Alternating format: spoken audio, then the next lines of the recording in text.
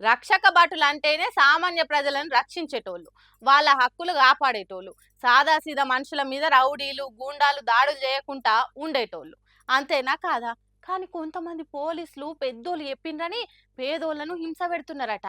ఇగో గీ అన్నం చూడుండ్రి ఎట్లయిపోయిండో.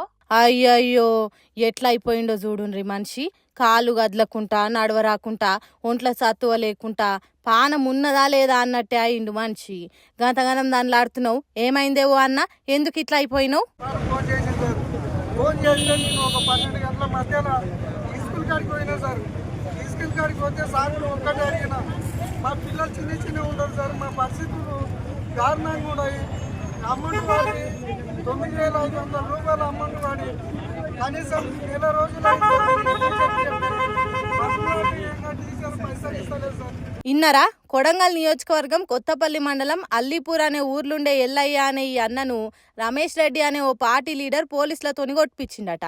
మరి అంత పెద్ద తప్పేం చేసిండు ఎల్లయ్య? పోలీసులు గంతగానం ఎందుకు కొట్టిండ్రంటారా? ఎల్లయ్య ఘోరమైన తప్పు చేసిండు. అవును, తన తల్లి బడిల పని చేసిన 3 నెలల జీతం పైసలు ఇమని అడిగిండు. అట్లా అడగొచ్చా? నెలకు 3,000 చొప్పున 3 నెలలై 9,000 ఇచ్చేయండ్రి. మా తల్లి పడ్డ కష్టాన్ని మీ దగ్గర ఎందుకు ఉంచుకుంటారని బడి పంతుల్లో అడిగిండట.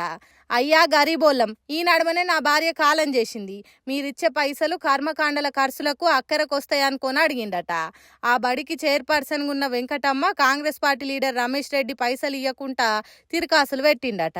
అట్లెందుకు చేస్తున్నారని ఎల్లయ్య కొద్దిగా అట్టిగా అడిగినట్టున్నాడు. ఆహా, మాకే ఎదురు తిరిగినట్టు మాట్లాడతావా అని పోలీసుల తొనుగొట్టిచ్చిండ్రట. ఎంత ఘోరమో చూడుండ్రి. న్యాయం ఎట్లా నడుస్తున్నదో దునియా మీద. బీదోనికి మంచోనికి అమాయకునికి న్యాయం జరిగే రోజులే లేకుండా పోయినాయి. మరి నెత్తి మీద 3 సింహాల టోపీ పెట్టుకున్న పోలీసులన్నా ఆలోచన చేయొద్దా? తెల్లబట్టలు వేసుకున్నోళ్ళు ఏది చెప్తే అది ఈ ఎల్లన్నా సొంటోళ్ళని ఇట్లా నడవరాకుండా కొడతారా? సీఎం సొంత నియోజకవర్గంలోనే ఇట్లుంటే మొత్తం తెలంగాణలో ఇంకెట్లుండాలి? నోర్లేని సాదాసీదా మనుషులు బతుకుడే కష్టమవుతున్నది కదా అని అంటున్నారట. ఎల్లయ్యను పోలీసులు పెట్టిన బాధలు చూసినా అక్కడి జనాలు పాపం గదానుల్లా.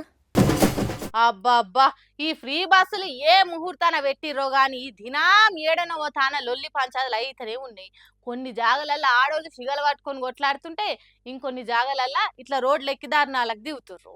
ఏమైందిరో, నడి రోడ్డు మీద ఇట్లా బస్సు కడ్డం కూర్చురు? ఓ కాకా, ఏందే కథ?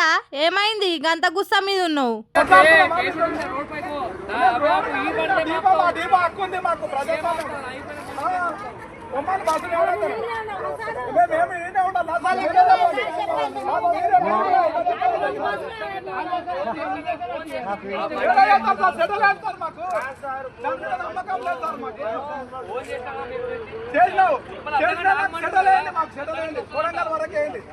మీరు ఎవరు రేవంత్ రెడ్డి కావాలన్నా ఫోన్ చేస్తా, నాకేం భయం లేదు.